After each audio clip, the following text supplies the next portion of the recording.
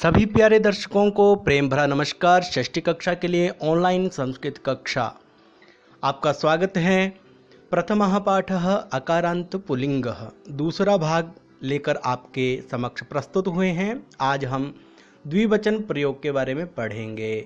प्रथम पाठ में इससे पहले हमने एक वचन के प्रयोग के बारे में पढ़ा था और आज हम उसके द्विवचन प्रयोग के बारे में पढ़ेंगे। तो आइए कक्षा में प्रवेश करते हैं। नमो नमः। षष्ठी कक्षायां भवतां स्वागतम।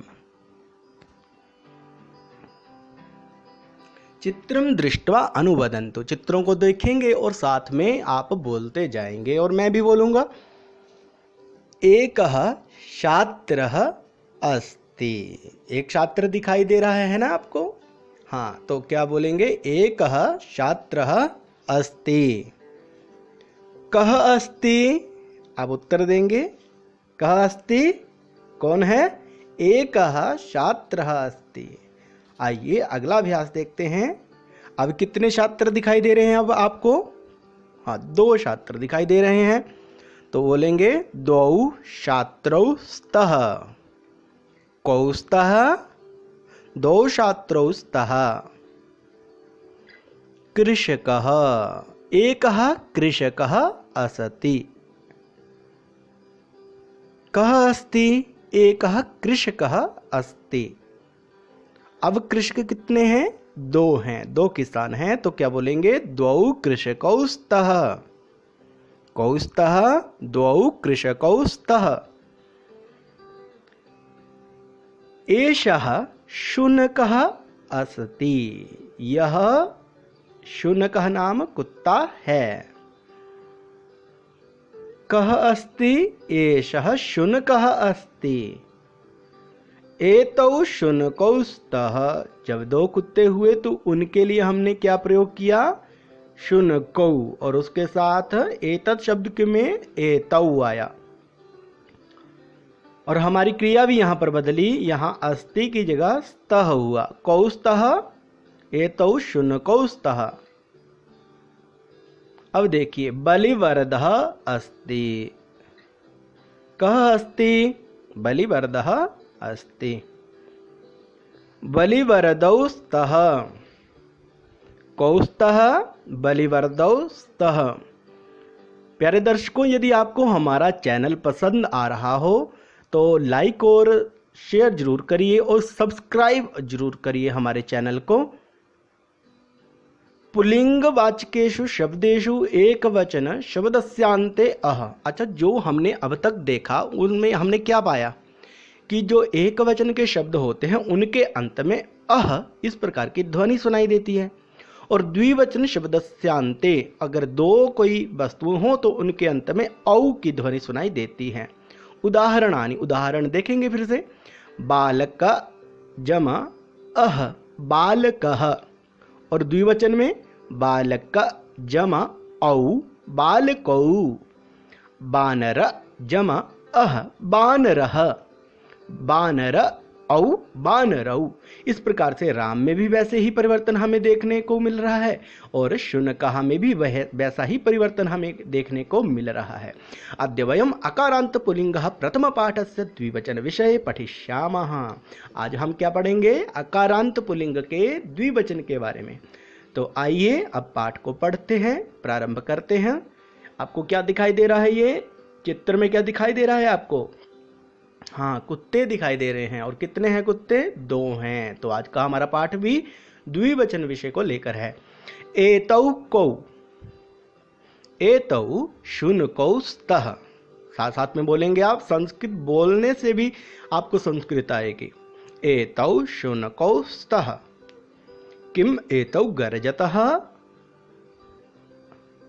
न एतौ उच्चैर्बुक्कतः। आइए शब्दार्थों को देखते हैं। एतौ का मतलब होता है यह 2, और कौ कौन? शुनकौ 2 कुत्ते। स्त हैं। किम क्या? गर्जतः गरजते हैं। न नहीं। उच्चई जोर से। उच्चई का विपरीत क्या होगा? निच्चई। बुक्कतः भौंकते हैं। भौंकने को क्या बोलते हैं? बुक्कतः। और 2 कुत्ते भौंक रहे हैं इसलिए बुक्कतः प्रयोग हुआ है। अब देखते हैं इसकी हिंदी क्या होगी। एतौ कौ, ये दो कौन हैं? एतौ शुनकौ स्तः, ये दोनों कुत्ते हैं। किम एतौ गर्जतः, क्या ये दोनों गरज रहे हैं? आप बताइए, कुत्ते गरजते हैं क्या? हाँ, नहीं गरजते हैं। तो उत्तर क्या होगा? न एतौ उच्चै बुक्कतः, नहीं ये दोनों जोर से भौंक रहे हैं। क्योंकि कुत्ते का काम क्या होता है? कुत्ते का काम तो भौंकना होता है, वो गरजता नहीं है। अब आगे देखते हैं। तौ को, अगर कोई वस्तु दूर स्थित हो और वो दो वस्तुएं हों तो उनको हम क्या बोलेंगे? तौ कौ, तौ बलिवरदौ स्तः। किम तौ धावतः? न तौ क्षेत्रम कर्षतः। अब देखते हैं शब्दार्थों को। तौ वह दो, कौ कौन, बलिवरदौ दो बैल, स्तः हैं, किम क्या, धावतः दौड़ते हैं, न नहीं, क्षेत्रम खेत को, कर्षतः जोत रहे हैं। अब हिंदी अर्थ को देखते हैं। तौ कौ, वे दोनों कौन हैं? तौ बलिवरदौ स्तः, वे दोनों बैल हैं। किम तौ धावतः, क्या वे दोनों भाग रहे हैं?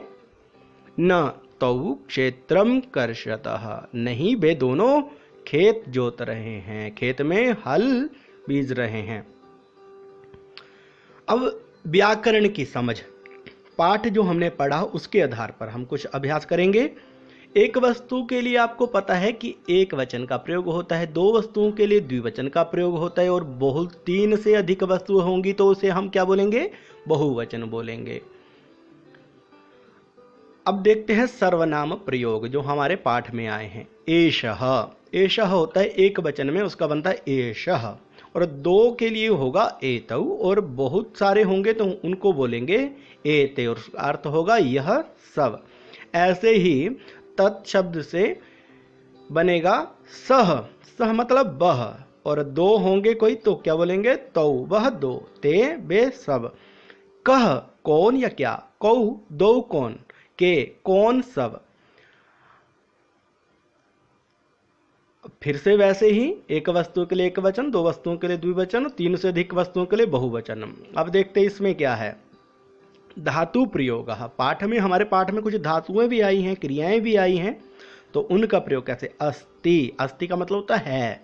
जैसे आपके पास मोबाइल है तो बोलेंगे जंगम वाणी अस्ति, आपके पास पुस्तक है तो बोलेंगे पुस्तकम अस्ति।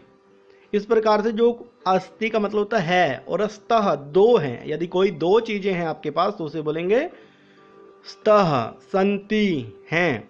और इस प्रकार से गर्जति, गर्जता है, गर्जतः, गर्जती तो हुआ गरजता है, गरजता होता है दो गरजते हैं, और गरजंती सब गरजते हैं।